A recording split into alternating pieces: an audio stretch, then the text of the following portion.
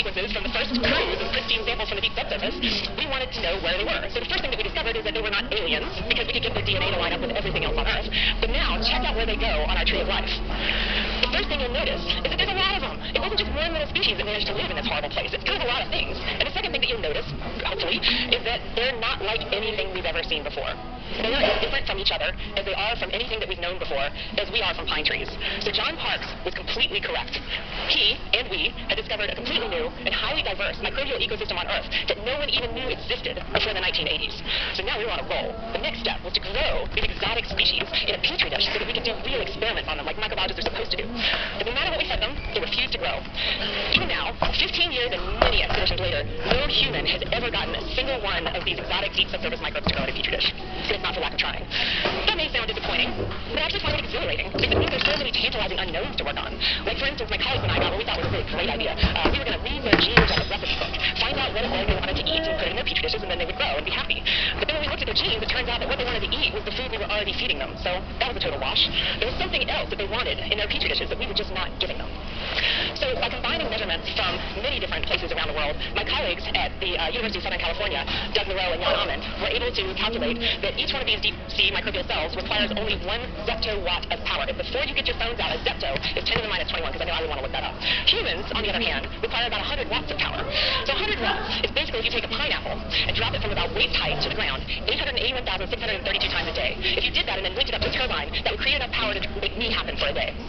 A zeptowatt, if you put it in similar terms, is if you take just 1 grain of salt, and then you imagine tiny, tiny little ball that is 1,000th of the mass of that 1 grain of salt, and then you drop it 1 nanometer, which is 100 times smaller than the wavelength of visible light, once per day. That's all it takes to make these microbes live. That's less energy than we ever thought would be capable of supporting life. But somehow, amazingly, beautifully, it's enough. So if these deep subsurface microbes have a very different relationship with energy than we previously thought, then it follows that they'll have to have a different relationship with time as well. Because when you live on such tiny energy gradients, rapid growth is impossible. If these things ever wanted to colonize our throats and make us sick, they would get muscled out by fast-growing streptococcus before they could even initiate cell division. So that's why we never find them in our throats. Perhaps the fact that the deep subsurface is so boring is actually an asset to these microbes. They never get washed out by a storm. They never get overgrown by weeds. All they have to do is exist. Maybe that thing that we were missing in our petri dishes was not food at all. Maybe it wasn't a chemical. Maybe the thing that they really want, the nutrient that they want, is time. The time is the one thing that I'll never be able to give them. So even if I have a cell culture that I pass to my PhD students, who pass it to their PhD students, and so on, we have to do that for thousands of years in order to mimic the exact conditions of the deep subsurface, all without growing any contaminants. It's just not possible. But maybe in a way we already have grown them in our petri dishes. Maybe they looked at all that food that we offered them and said, thanks, I'm going to speed up so much that I'm going to make a new cell next century. So, why is it that the rest of biology moves so fast? Why does a cell die after a day and a human dies after only 100 years? These are like really arbitrarily short limits when you think about the total amount of time in the universe. These are not arbitrary limits. They're dictated by one simple thing, and that thing is the sun. When life figured out how to harness the energy of the sun through photosynthesis, we all had to speed up and get on day and night cycles. In that way, the sun gave us both a reason to be fast and the fuel to do it. You can view most of life on Earth like a circulatory system, and the sun is our beating heart. The deep subsurface is like a circulatory system that's completely disconnected from the sun. It's instead being driven by long, slow geological rhythms. There's currently no theoretical limit on the lifespan of one single cell. As long as there is at least a tiny energy gradient to exploit, theoretically, a single cell could live for hundreds of thousands of years or more, simply by replacing broken parts over time. To ask a microbe that lived like that to grow in our petri dishes is to ask them to adapt to our frenetic, sun-centric, fast way of living. And maybe they've got better things to do than that.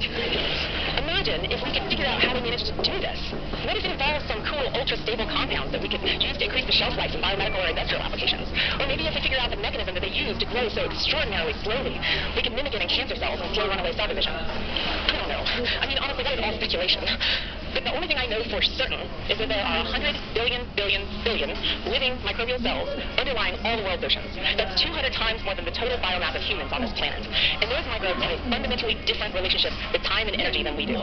What seems like a day to them might be 1,000 years to us. They don't care about the sun, and they don't care about growing fast, and they probably don't give a damn about my petri dishes. But if we can continue to find creative ways to study them, then maybe we'll finally figure out what life, all of life, is like on Earth. Thank you.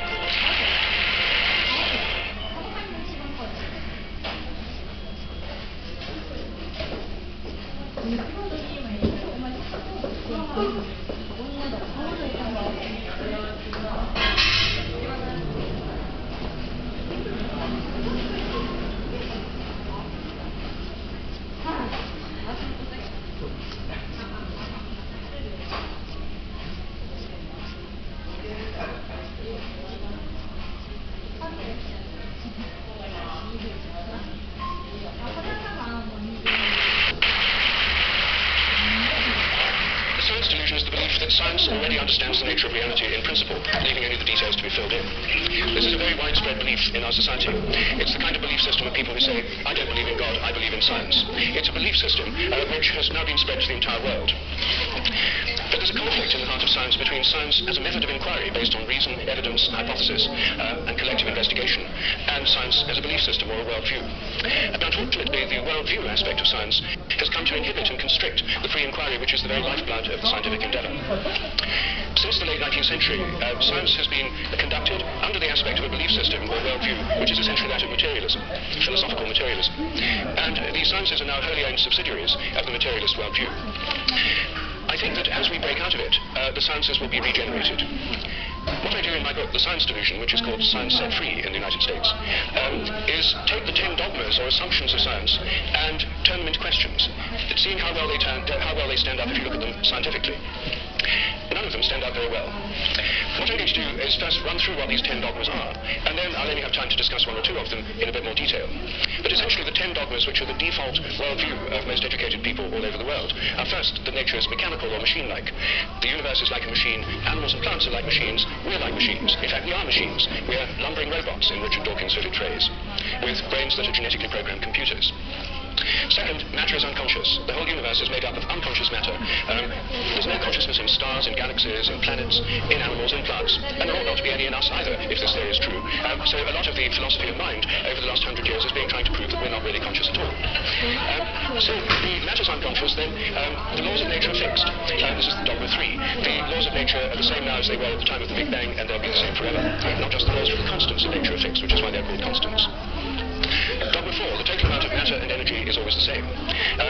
It never changes in total quantity, except at the moment of the Big Bang, when it all sprang into existence from nowhere in a single instant. The fifth dogma is that nature is purposeless. There are no purposes in all nature, and the evolutionary process has no purpose or direction. Dogma 6, the biological heredity is material. Everything you inherit is in your genes, or in epigenetic modifications of the genes, or in cytoplasmic inheritance. It's material. Dogma 7, memories are stored inside your brain as material traces. Somehow everything you remember is in your brain in modified nerve endings, phosphorylated proteins. No one knows how it works, but nevertheless, almost everyone in the scientific world believes it must be in the brain. Dogma 8, your mind is inside your head. All your consciousness is the activity of your brain, and nothing more. Dogma 9, which follows from Dogma 8, some phenomena like telepathy are impossible. Your thoughts and intentions cannot have any effect at a distance. Your mind inside your head. Therefore, all the apparent evidence for telepathy and other psychic phenomena is illusory. People believe it's happened, but it's just because they don't know enough about statistics, or they're deceived by coincidences, or it's wishful thinking. And Dogma 10, mechanistic medicine is the only kind that really works. That's why governments only fund research into mechanistic medicine and ignore complementary and alternative therapies.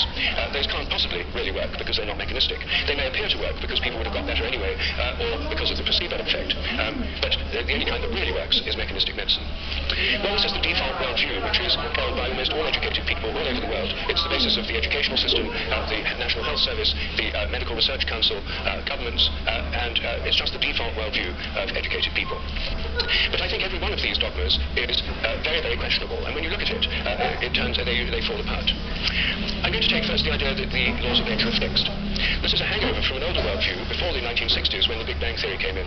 People thought that the whole universe was eternal, governed by eternal mathematical laws.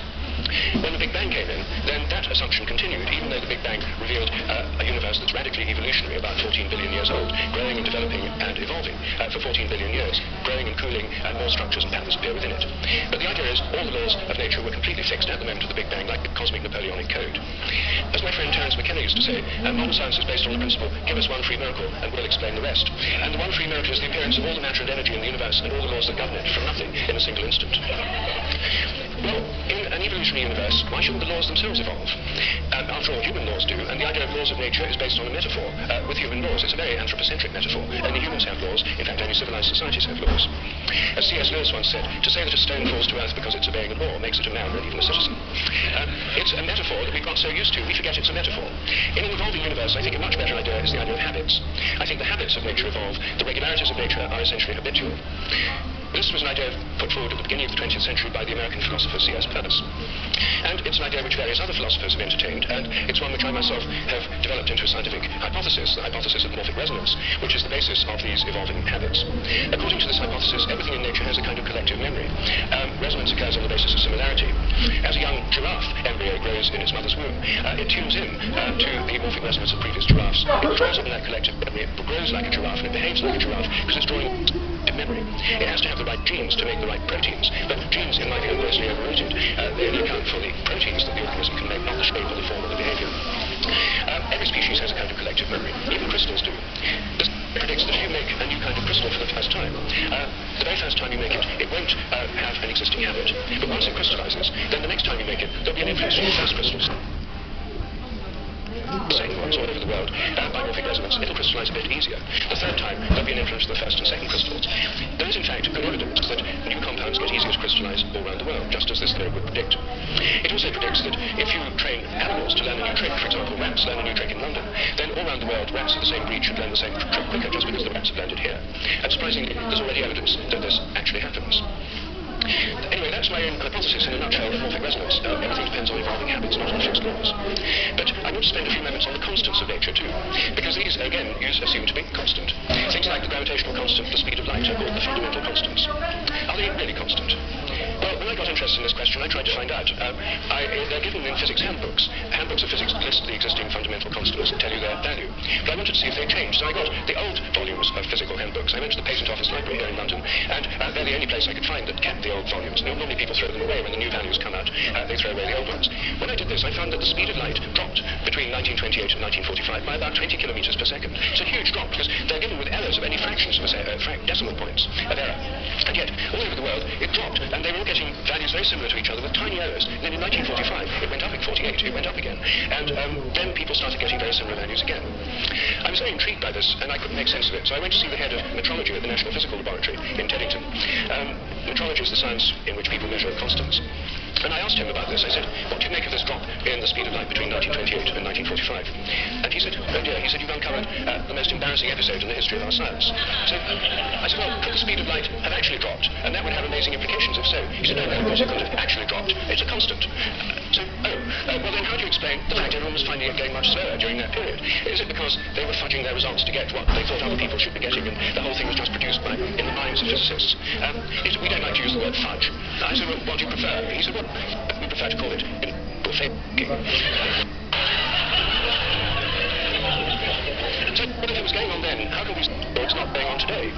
That the present values are produced by intellectual phase locking. He said, oh, we know that's not the case. I said, how do we know? He said, well, we solved the problem. I said, well, how? He said, well, we fixed the speed of light by definition in 1972. So I said, but it might still change. He said, yes, but we never know it because we defined the meter in terms of the speed of light. So the units had changed with it. So he got very pleased about that. They'd fixed that problem. But I said, well, then what about big G, the gravitational constant known in the trade as big G, it's written with a capital G, Newton's universal gravitational constant. That's varied by more than 1.3% in recent years. And it seems to vary from place to place and from time to time. And he said, oh, well, those are just errors. And unfortunately, there are quite big errors with big G. So I said, well, what if it's really changing? I mean, perhaps it is changing. And then I looked at how they do it. What happens is they measure it in different labs. They get different values on different days, and then they average them. And then other labs around the world do the same, and they come out usually with... And then the International Committee on Metrology meets every 10 years or so and average the ones from labs around the world to come up with the value of big G. But what if G were actually fluctuating? There's already evidence, actually, that it changes throughout the day. What if the Earth, as it moves through the galactic environment, went through patches of dark matter or other environmental factors that could alter it? They change together. What if these errors are going up together or down together? For more than 10 years, I've been trying to persuade metrologists to look at the raw data. I'm now trying to persuade them to put it online on the internet with the dates and the actual measurements and see if they're correlated, to see if they're all up at one time or another. If so, they might be fluctuating together, and that would tell us something very, very interesting. But no one has done this. They haven't done it because G is a constant. They're looking for changes. You see, here's a very simple example of where a dogmatic assumption actually inhibits inquiry. I myself think that the may vary quite considerably, within narrow limits, but they may all be varying. And I think the day will come when scientific journals like Nature have report on the constants like stock market reports in newspapers. This week big G was slightly up, the charge on the electron was down, the speed of light held steady, and so on. So that's one area, just one area thinking less dogmatically could open things up. One of the biggest areas is the nature of the mind. This is the most unsolved problem, as Graham just said. Science simply can't deal with the fact we're conscious. And it can't deal with the fact that our thoughts don't seem to be inside our brains. Our experiences don't all seem to be inside our brain. Your image of me now doesn't seem to be inside your brain, yet visual view is there's a little Rupert somewhere inside your head, and everything else in this room is inside your head. Your experience is inside your brain. I'm saying actually that visual involves another projection of images. What you're seeing is in your mind, but not inside your head. Our minds are extended beyond our brains at the simplest act of perception. I think that we project out the images we're seeing. These images touch what we're looking at. If I look at you from behind, you don't mind there. Could I affect you? Could you feel my gaze? There's a great deal of evidence that people can. The sense of being stared at is an extremely common experience, and recent experimental research suggests it's real. Animals seem to have it too. I think it probably evolved in the context of predator-prey relationships. Prey animals that could feel the gaze of a predator would survive better than those that couldn't. This would lead to a whole new way of thinking about ecological relationships between predators and prey. Also about the extent of our minds. If we look at distant stars, I think our minds reach out in a sense to touch those stars and literally extend out over astronomical different distances. They're not just inside our heads. Now, it may seem astonishing that this is a topic of debate in the 21st century. We know so little about our own minds that where our images are is a hot topic of debate within consciousness studies right now. I don't have time to deal with any more of these dogmas, but every single one of them is questionable. If one questions it, new forms of research, new possibilities open up. And I think as we question these dogmas that have held back science so long, science will undergo a reflowering, a renaissance. I'm a total believer in the importance of science. I've spent my whole life as a research scientist, my whole career. But I think by moving beyond these dogmas, it can be regenerated. Once again, it can become interesting and, I hope, life-affirming. Thank you.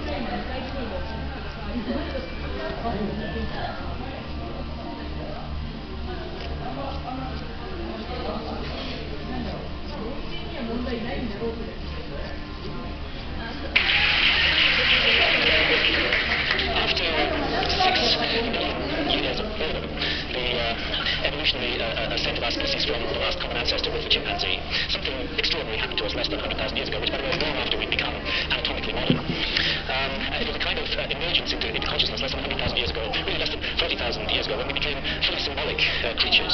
And this great change has been defined as the single most important step forward in the evolution of human behavior, is intimately associated with the emergence of the great and transcendent rock and cave art all around the world.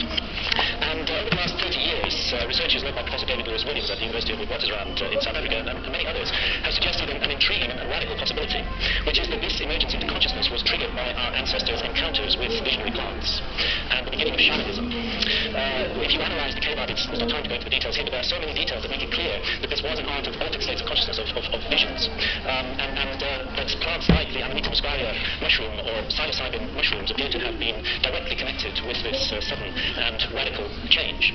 So to investigate this possibility, when I got interested in this mystery, I went down to the Amazon, where there are still surviving shamanistic cultures today, and where they drink the powerful visionary blue ayahuasca, of which the active ingredient is dimethyltryptamine, DMT, which is actually closely related at the molecular level to psilocybin. Now, normally DMT cannot be activated orally. When we encounter it in the West, it's generally smoked. There's an enzyme in our stomachs called monoamine oxidase, which switches off DMT on contact. But in the Amazon, they've got round this problem, and they say it was the spirits that taught them how to do it. The DMT in the ayahuasca brew is contained in these leaves from a plant that they call chacruna in the Amazon. And where they mix it together with this vine, and out of 150,000 different species of plants and trees in the Amazon, this is the one that contains a monoamine oxidase inhibitor, which switches off that enzyme in our stomachs and allows the DMT and the leaves, when the two are added together and cooked in water, to be absorbed orally, and takes us on a 4-hour journey into extraordinary realms. Now, it's no joke to drink ayahuasca. The ayahuasca brew has a foul taste, really hideous, and a dreadful smell. And after you drink your cup, you'll find within 5 minutes or so that you're sweating, that you're feeling nauseous. Pretty soon you may well be vomiting, you may well have diarrhea. So nobody's doing this for recreation. And I think rather, I don't think any of the psychedelics should be used for recreation. They have much more serious and important mission with humanity. So we're not doing this for fun. But what draws people to ayahuasca, again, they brace themselves for this experience, and you have to brace yourself for these extraordinary effects at the level of consciousness. And one of those effects has to do with creativity, and we can see the creative cosmogenic impulse of ayahuasca in the paintings of ayahuasca shamans from Peru, the paintings of Pablo Amaringo here, those richly saturated colors, the amazing visions that they reproduce. And this creative impulse has also spread to Western artists. Many Western